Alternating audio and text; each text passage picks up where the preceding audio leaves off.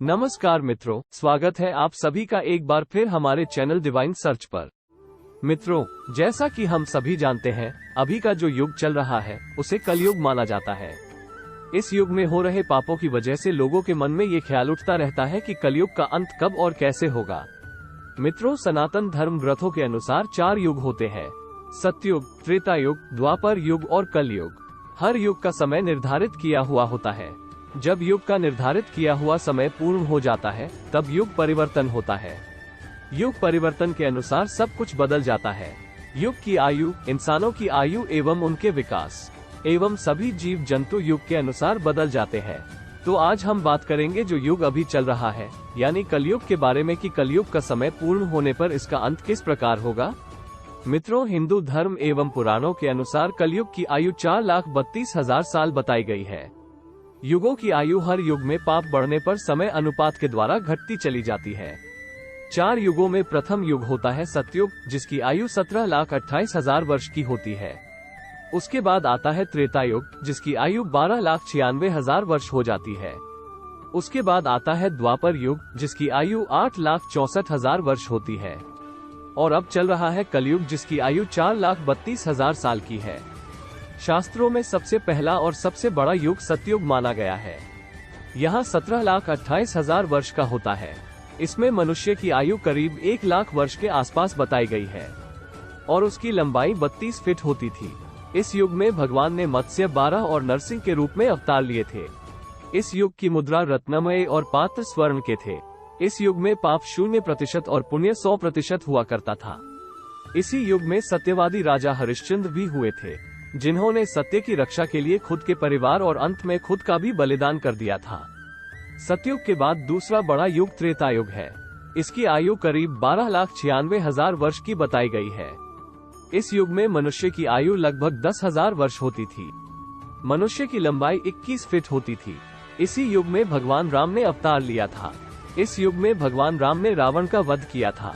राम के अलावा वामन और परशुराम के भी अवतार हुए थे। इस युग की मुद्रा स्वर्ण और पात्र चांदी के थे। त्रेता युग में पाप 25% और पुण्य 75% था। तीसरा युग, जैसे द्वापर युग कहा जाता है, इसकी आयु करीब 8,64,000 वर्ष थी और इसमें मनुष्य लगभग 1,000 वर्ष तक की आयु तक जीवित रहते थे। इस युग में मनुष्य की लंबाई 11 फीट हुआ करती थी। इसी युग में भगवान ने श्री कृष्ण के अवतार में कंस का संहार किया था और महाभारत काल भी इसी युग में चला था। इस युग की मुद्रा चांदी और पात्र तांबे के थे। द्वापर युग में पाप की मात्रा बढ़कर आधी हो गई थी। उस समय पाप 50% और पुण्य भी 50% हो गया था। शास्त्रों के अनुसार कलयुग को आखिरी और सबसे छोटा युग बताया गया है। इसकी कुल आयु करीब 4,32,000 वर्ष की है। मनुष्य की अधिकतम आयु 100 वर्ष के आसपास है और लंबाई 5 से 6 फीट तक है। आज के युग कलयुग में पाप बहुत अधिक बढ़ चुका है। इस युग में पाप की मात्रा 75% और पुण्य 25% माना गया है। मित्रों, कलयुग का अंत एवं अंतिम चरण कैसा होगा, इसका उल्लेख पुराणों में मिलता है। हिंदू धर्म शास्त्र एवं श्रीमद् भागवत और भविष्य पुराण के अनुसार जब कलयुग अपने चरम सीमा पर होगा तब कलयुग में पाप कर्म करने वाले मनुष्यों की संख्या अधिक से अधिक बढ़ जाएगी। तब इस संसार में अधर्म का साम्राज्य तेजी से बढ़ जाएगा। हर जगह चोरी, डकैती, लूटपाट, हत्या, इस युग में जैसे कार्य होंगे। 1/4 अंश ही रह जाता है। कलयुग का प्रारंभ 3102 ईसा पूर्व हुआ था। श्रीमद् भागवत पुराण और भविष्य पुराण में कलयुग के अंत का वर्णन मिलता है। सबसे पहले हम ये जान लेते हैं कि कलयुग अभी कितना बाकी है। मित्रों, मनुष्य का 1 मास, पितरों का 1 दिन और रात होता है। मनुष्य का 1 वर्ष, देवता का 1 दिन और रात है। मनुष्य के 30 वर्ष, देवता का 1 मास होता है। मनुष्य के 360 वर्ष, देवता का 1 दिव्य वर्ष होता है। मनुष्य के 4,32,000 वर्ष, देवताओं के 1200 दिव्य वर्ष अर्थात 1 कलयुग होता है। मनुष्य के 8,64,000 वर्ष, देवताओं के 2,400 दिव्य वर्ष अर्थात 1 वापर युग होता है। मनुष्य के 12,96,000 वर्ष, देवताओं के 3,600 दिव्य वर्ष अर्थात 1 त्रेता युग होता है। मनुष्य के 17,28,000 वर्ष अर्थात देवताओं के 4,800 दिव्य वर्ष अर्थात 1 सतयुग होता है। इस मान से कलयुग का काल 4,32,000 साल लंबा चलेगा। अभी कलयुग का प्रथम चरण ही चल रहा है। कलयुग का प्रारंभ 3102 ईसा पूर्व से हुआ था। जब 5 ग्रह मंगल, बुध, शुक्र, बृहस्पति और शनि मेष राशि पर 0 डिग्री पर हो गए थे। इसका मतलब पहले की 3102 वर्ष और अभी 2022 चल रहा है। दोनों को जोड़ दिया जाए तो 5124 वर्ष होगा, अर्थात कलयुग अभी 5124 वर्ष ही बीता है और 4,26,876 वर्ष अभी बाकी है।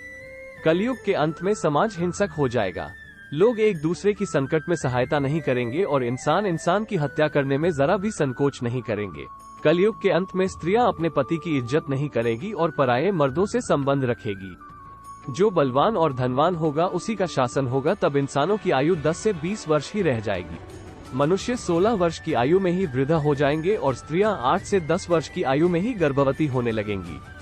कलयुग के चरम में होने पर चारों वर्णों के लोग सुधरों के समान हो जाएंगे। उस समय धर्म कर्म का लोप हो जाएगा। मनुष्य नास्तिक व चोर हो जाएंगे। सभी एक दूसरे को लूटने में रहेंगे।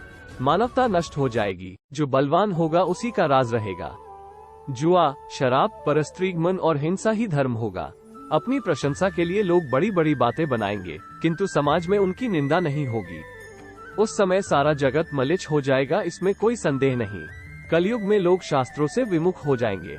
साहित्य ही लोगों की पसंद हो जाएगा। बुरी बातें ही होंगी और बुरे शब्द ही बोले जाएंगे। स्त्री और पुरुष दोनों ही अधर्मी हो जाएंगे। स्त्रियां पतिव्रता धर्म का पालन करना बंद कर देंगी और पुरुष भी ऐसा ही करेंगे। स्त्री और पुरुष से संबंधित सभी वैदिक नियम विलुप्त हो जाएंगे। जब कलयुग का अंतिम समय आएगा उस समय मनुष्य की लंबाई 4 से 5 इंच रह जाएगी और धरती का तापमान इतना होगा कि सभी लोग गड्ढे खोद कर रहेंगे।